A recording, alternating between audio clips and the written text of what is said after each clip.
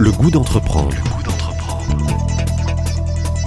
Une émission proposée par Paul Barraud en partenariat avec la Caisse d'épargne, la banque des entreprises et des professionnels de Midi-Pyrénées. Nous accueillons aujourd'hui un des nombreux symboles régionaux de la librairie indépendante. Il est propriétaire de la Maison du Livre de Rodez et depuis peu de la librairie Priva à Toulouse. Notre invité cette semaine, c'est Benoît Bougerolles. Benoît Bougerolles, bonjour. Bonjour. Vous êtes donc libraire, propriétaire désormais de 2 librairies ici en Midi-Pyrénées. La Maison du Livre, située Passage des Maçons à Rodez. Et depuis cet automne, de la librairie Priva, librairie symbolique pour Toulouse, qui est située rue des Arts à Toulouse, juste à côté du musée des Augustins. Alors nos auditeurs s'en souviennent certainement, vous avez été un petit peu à la une de l'actualité locale il y a quelques mois, avec la longue histoire qu'a connue cette librairie Priva, qui, sans votre rachat, aurait certainement dû fermer ses portes après plus d'un siècle d'activité à Toulouse. Alors, malgré vous et ce que vous dites, la presse vous a qualifié plusieurs fois de sauveur de Priva. Vous avez insisté, on précise que vous n'êtes pas le sauveur, ce sont les clients qui vont la sauver, s'ils sont au rendez-vous. Mais la reprise s'est faite quand même sans presque licenciement. Tous les salariés de Priva, anciennement enseigne du groupe Chapitre, occupent encore à peu près aujourd'hui le même poste. Nous pensons normalement, même directeur, même base de salariés, ils sont à peu près 14. Mais avant de revenir sur l'aventure de cette reprise, sur le défi de cette nouvelle gestion, en parallèle avec la gestion toujours très active de la Maison du Livre de Rodez, alors vous, Benoît Bougerolles, Radio Présence, vous connaissez bien avant cela, parce que vous êtes originaire de Dijon, mais au départ, avant Rodez, avant Priva, vous étiez le gérant de la librairie Siloé Joanneau, que vous aviez pris à la suite de votre père. Alors, est-ce que la librairie, c'est devenu une maladie familiale, surtout quand on sait que vous avez fait maths sup, maths spé, et avant ça, bossé chez IBM? Maladie, je ne sais pas, familiale probablement. C'est sûr qu'il y a heureusement des métiers qui se transmettent par passion et une passion familiale, c'est pas neutre. Mon père était libraire, mon oncle aussi. Aujourd'hui, ma fille est co-gérante ici à Toulouse à la librairie Priva, après avoir travaillé dans d'autres librairies, notamment en Normandie. Et je pense qu'à un moment donné, l'attachement au livre ou la passion pour ce métier est transmise de génération en génération a probablement du sens, même si de nombreux libraires en France ne sont pas eux-mêmes fils ou filles de libraires. Mais est-ce que c'était ça au départ, votre but, c'était suivre ces traces familiales, sachant que vous avez commencé un petit peu dans l'informatique, on se demande si vous n'avez pas tout d'un coup voulu changer de voie? Certes, j'ai changé de voie. Oui, de formation. Donc j'ai fait les prépas. J'étais au lycée Bellevue, j'ai fait les prépas à Fermat. J'ai intégré une école d'ingénieur qui se trouve à Besançon, qui est chère au cœur des Francs-Comtois parce que c'est une école qui est née dans le monde de l'horlogerie il y a très longtemps. Et ensuite, j'ai fait un stage très long au CNES. Et après un petit détour par les Dominicains, puisque j'étais novice et les Dominicains à Toulouse, j'ai rejoint, conformément à formation de base, IBM. Formation de base pour l'informatique. Par contre, j'ai été très vite dans la partie vente, ingénieur commercial, donc là c'est un petit peu autre chose. J'ai travaillé ensuite dans des services informatiques liés ou dans le monde IBM, donc pendant pas mal d'années. Et à 35 ans, effectivement, j'ai complètement rechangé une nouvelle fois, je dirais, d'orientation, puisque j'ai repris la suite de mon père au moment où il prenait lui-même sa retraite, après avoir repris la librairie Joanneau, qui à l'époque d'ailleurs en 65 s'appelait la librairie catholique. Et à la mort de Pierre Joanneau, il a quitté Dijon pour Toulouse pour reprendre et continuer à faire vivre cette librairie qui... Voilà, j'ai pris la suite et puis j'ai moi-même transmis cette librairie et elle vit toujours rue de la Trinité maintenant. Oui, cette librairie est toujours très présente. D'ailleurs, nous avons une chronique sur Radio Présence qui s'appelle Les coups de cœur de Siloé avec monsieur Jean-Claude Jaffé qui vient nous présenter ses livres favoris chaque semaine. Mais déjà, la question, pourquoi avoir vendu Siloé pour partir à Rodez, c'est des questions un peu d'histoire, hein, mais c'est bien de se le rappeler aussi. C'est toujours, je dirais, les opportunités, les aléas, les bifurcations de la vie. Daniel Lastuc, qui était propriétaire de la Maison du Livre à Rodez et qui avait créé les éditions du Rouergue et que l'on connaissait bien notamment par les réunions de libraires religieux du sud de la France, m'a dit en 96-97, peu de temps après que j'ai agrandi la librairie Joanneau, puisqu'on avait pu à l'époque agrandir la librairie, à cause des problèmes de loyer, elle a dû être à nouveau réduite en surface, mais m'avait dit, mais tiens, ça serait bien que tu viennes me voir un de ces jours à Rodez. Moi, je ne connaissais pas du tout l'Aveyron, et c'est comme ça que j'y ai mis pour la première fois les pieds en 97.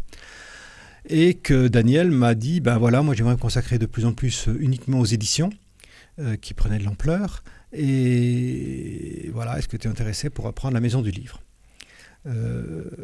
Les autres alternatives pour elle n'étaient pas évidentes, puisque un candidat pour reprendre une librairie indépendante d'une certaine taille, c'est toujours un petit peu difficile. Et pour la petite histoire, l'un des autres candidats potentiels, c'était François Denval, qui était propriétaire de la librairie Priva à Toulouse et de ce qui est devenu le groupe des librairies du savoir, qu'il a racheté petit à petit et qui est devenu Chapitre quand ça a été racheté par François Zir et qui aujourd'hui est totalement en faillite. Donc je me dis... Si j'avais pas repris la Maison du Livre, peut-être aujourd'hui qu'elle ferait partie de ces dizaines et dizaines de librairies en liquidation. Donc à ce moment-là, on a discuté pendant plusieurs années, puisque c'est qu'en 2001 ayant trouvé en François Raverdeau un repreneur pour la librairie de Joanneau à Toulouse, donc quelqu'un qui était convaincu de l'importance du livre religieux, que j'ai pu reprendre la librairie de la Maison du Livre à Rodez. Pour moi, c'était pas simplement bouger pour bouger, mais c'est vrai que c'était une librairie plus importante, qui avait un rayonnement départemental, qui était généraliste, qui était aussi d'origine religieuse, mais qui avait pu, elle, devenir une grande librairie générale, et qui est toujours hébergée dans des murs qui appartiennent à l'évêché, et qui est devenue, année après année, à l'époque, la 3e ou 4e librairie de Midi-Pyrénées, aujourd'hui la 2e librairie de Midi-Pyrénées. Et c'était pour moi, voilà, une nouvelle aventure qui m'intéressait, et dans la mesure où mon épouse, qui est parisienne et qui déjà était venue à Toulouse, ce qui était déjà un exploit, a accepté de venir à Rodez, un double exploit, où elle continuait à enseigner. Voilà. Donc elle se demandait si l'étape suivante serait l'Aïol ou les Sacs. Mais Rodez et l'Aveyron sont de très très beaux endroits. Nous saluons tous les auditeurs de Rodez, ils sont très nombreux. Alors, pour revenir, donc, cette aventure-là marche, une nouvelle aventure que vous avez commencé, une nouvelle aventure il y a quelques mois. On parle bien sûr de Priva à Toulouse. On ne va pas revenir sur les détails de cette reprise. Nos auditeurs n'auront qu'à un petit peu chercher sur Internet. Il y a encore tout le suivi. Alors, quelques mois après, vous avez dit à l'époque qu'il faudra au minimum 2 ans pour que cette librairie puisse tenir le coup, enfin puisse vraiment bien marcher, bien fonctionner. Donc une convalescence longue. Déjà au bout de 5-6 mois, comment ça se passe ? Mais déjà, il faudrait rappeler, pour compléter ce que vous venez de dire, que lorsque le groupe Chapitre s'est constitué, donc à partir de François Zir qui a racheté un certain nombre de librairies et a racheté le site internet chapitre.com qui est devenu le nom commun de l'ensemble des librairies, lorsque le groupe Chapitre s'est constitué, il y a eu la mise en place d'une centralisation informatique, centralisation des commandes, une logistique pilotée par Paris, etc. Tout était centralisé sur la capitale. Voilà, tout à fait. Donc avec des coûts très importants et une désorganisation derrière qui a amené à beaucoup de remous dans l'ensemble des librairies rachetées, dont Priva à Toulouse. Donc à l'époque, il y a eu beaucoup de départs, la directrice est partie, il y a eu des tensions très vives et cette librairie, pour donner simplement une idée aux gens, a baissé de plus de 60% de chiffre d'affaires entre 2006 et aujourd'hui. Donc une baisse de 60% de chiffre d'affaires, même dans un marché du livre qui est bousculé, qui est fragile, ce n'est heureusement pas moins 60% ailleurs. Donc il y a vraiment eu une chute brutale et violente de l'activité de cette librairie. Même concrètement, ça pouvait se voir auprès de la clientèle. Moi, par exemple, pour anecdote, avant que vous repreniez cette librairie, j'étais très marqué par l'absence de livres sur les étalages. C'était quasiment vide. On sentait qu'il y avait vraiment un problème. Alors en fait, c'est un peu l'impression que ça donnait, mais c'était un problème aussi peut-être d'animation et d'organisation, parce qu'en fait, les stocks au sens strict de la librairie Priva étaient relativement importants. Aujourd'hui, ils sont plus qu'importants. Pour vous donner une idée, actuellement, nos stocks représentent à peu près 6 mois de vente. Alors qu'on dit qu'en bonne gestion, les stocks doivent représenter physiquement environ 3 mois de vente. Je parle de valeur, je ne parle pas de valeur de livre. Donc on a quasiment un stock qui, d'un point de vue comptable, d'un point de vue financier, d'un point de vue trésorerie, pèse 2 fois plus lourd que ce qu'il devrait peser. Alors c'est vrai que nous l'avons beaucoup augmenté. On a investi environ 250 000 € en stock, à côté de 200 000 € en travaux et investissements, travaux informatiques qu'on ne voit pas et travaux d'aménagement de la librairie que là on voit, puisqu'on a refait une partie du rez-de-chaussée, mais une partie seulement malheureusement. Et ces investissements, ce stock il faut aussi réussir à le mettre en scène. Et c'est vrai que l'organisation de la librairie donnait à penser qu'il y avait des rayons qui étaient vides, alors qu'il y avait beaucoup de livres, mais mal présentés, ou tout au moins une sorte d'hyperinflation du nombre d'étagères, ce qui fait dire que même dans la librairie, on ne pouvait plus circuler et que ces étagères donnaient l'impression d'être vides ou étaient physiquement vides. Alors donc là, ça fait partie de toutes ces difficultés que l'on a rencontrées. D'abord parce que la librairie perdait 200 000 euros par an, donc 600 000 euros en 3 ans. Donc c'est pour ça que je dis que la convalescence sera quand même longue. Qu'en sortant du groupe chapitre, on économise à peu près les 2/3 ou les 3/4 de cette somme qui partait avant dans le groupe. Ça partait en haut. Maintenant, il n'y a plus d'argent qui part comme ça dans un groupe. Ceci dit, c'est quand même une structure qui reste structurellement en perte, et avec une équipe qui donc a été reprise dans sa totalité. Ça, c'est le principe de la reprise d'un fonds de commerce, mais qui a été fragilisée par des mauvaises pratiques professionnelles. Et ce qu'on essaie de reconstruire aujourd'hui, c'est une vraie librairie indépendante, avec des libraires sympathiques, agréables, professionnels. Et ça ne se décrète pas du jour au lendemain. Ce n'est pas le seul fait d'être devenir indépendant qui fait que d'un seul coup, ça implique, je suppose, le coup de baguette magique. Ça implique des sacrifices qu'au départ, vous ne vouliez pas forcément faire. Sacrifice, ça a un coût, ça, on avait budgété le coût, oui. Ça c'est clair. C'est vrai qu'on aimerait aller plus loin, notamment dans la rénovation du magasin, mais que ça on ne pourra le faire que justement dans la mesure où on a d'autres moyens économiques. On peut pas non plus dépenser trop, en tous les cas, qui pourrait déstabiliser l'entreprise. Et par ailleurs, les moyens, c'est beaucoup de temps, mais j'avais bien prévu de venir toutes les semaines et je viens toutes les semaines. C'est un travail de toute façon de longue haleine. Alors c'est vrai qu'on est actuellement dans la partie basse du prévisionnel, je préférais être dans la partie hausse, mais en même temps, il y a un certain nombre de signes qui montrent que les gens reviennent, qu'on arrive à fidéliser des gens qui ne venaient plus beaucoup.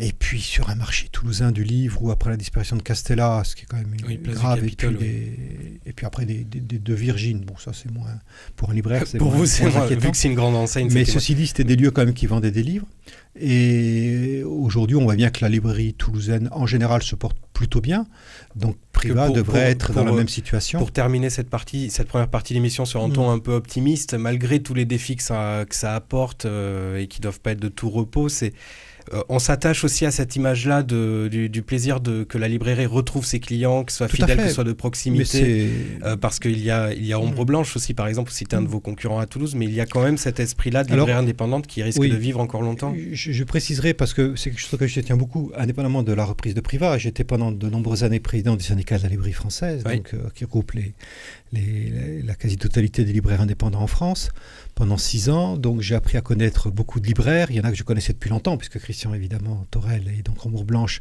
sont des libraires à Toulouse. Et donc déjà, on faisait beaucoup de choses ensemble à l'époque de la librairie Joanneau. Et aujourd'hui, on commence à reprendre nos bonnes habitudes. Il faut savoir que Ombre Blanche nous a aidés, notamment en reprenant le magasin de la rue Gambetta, ce qui nous a permis à nous de restructurer notre propre librairie. Aujourd'hui, autant je pense que l'achat sur Internet est de la concurrence, c'est-à-dire que ça dévitalise les centres-villes et que ça fragilise l'offre des librairies et l'offre de proximité, autant la coexistence et la consolidation d'une offre en termes de livres par plusieurs libraires côte à côte et complémentaires me paraît non seulement essentiel, mais vital. Je ne suis pas non plus concurrent de François Raverdeau qui a repris la librairie Joanneau et qui est voisin de la librairie Priva, pas plus concurrent des autres librairies, les Fers Fleuris, Rive Gauche, Études, La Préface, etc. Je pense qu'il faut un maillage du territoire et que l'offre de la librairie à un moment donné, ne peut pas être compensé par la disparition d'une autre. Et c'est bien l'analyse que nous avions lorsqu'avec Christian Torel et d'autres, avec les éditeurs, avec le Centre national du livre, on a réfléchi à la reprise de Priva en considérant que son éventuelle disparition, en tous les cas annoncée, qui de toute façon aurait été effective, puisque le groupe chapitre, lui, était en liquidation, donc elle aurait été effective de toute façon. La continuation de cette librairie était totalement cohérente avec la vie même des autres librairies. Sinon, fragiliser le centre-ville. Et fragiliser le centre-ville fait que tous les acteurs, certes, à un moment donné, ils récupéraient 3-4 clients, mais sur le fond, ils se mettaient dans une nasse où il n'y avait plus personne. On a besoin de créer un tissu et des points fort, alors soit avec une énorme librairie comme Mola à Bordeaux, Sorams à Montpellier, soit avec un réseau de librairies de taille moyenne ou plus importante comme Ombre Blanche, mais qui ensemble font une proposition culturelle. Et dans une proposition culturelle, on est sur un marché de l'offre, donc il faut des offres. Des partenaires poussés par des valeurs communes, en fait. Et de plus, et ça c'est essentiel, c'est la force de notre métier, c'est qu'on y croit. Ça rejoint la boucle familiale. Mais je pense qu'on a un métier où on le choisit par, j'allais dire, entre guillemets, sans vouloir mettre de grands mots, mais une certaine forme de militance culturelle.